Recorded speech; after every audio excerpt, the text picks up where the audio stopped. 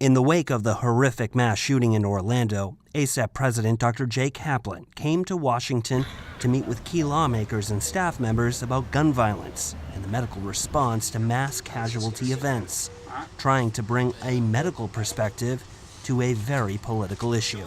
Regardless of the side that you're on, I think we have to say that gun violence is a public health issue and that people are dying, and we need to do something about that as caretakers, if you will, of the health of our communities.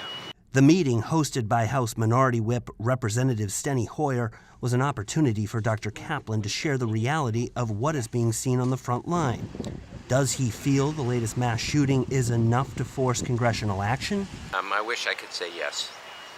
I can't say yes right now because the issue is so politicized.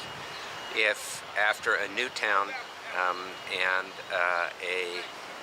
Orlando, we can't get people to agree that there's something that needs to be done, I think it's a problem.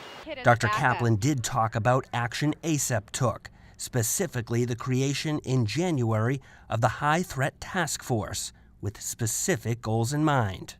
Number one, identify what are the kinds of, what's changed and how has disaster preparedness changed with these issues of mass penetrating trauma, and then how can we be better prepared?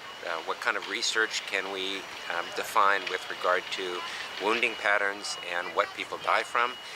Can we identify best practices in terms of response? And then how can we help our communities prepare and then deal with after these kinds of events happen? In addition to the High Threat Task Force, ACEP also held active shooter mass casualty simulations at its annual meeting in an attempt to better prepare emergency physicians for what they might face. Dr. Kaplan says now is the time for ACEP to lead on this issue. Members of ACEP have heard me say, what brought us to this dance ain't going to get us into the next one. And the best definition of insanity is to keep doing things the same way and expect different results.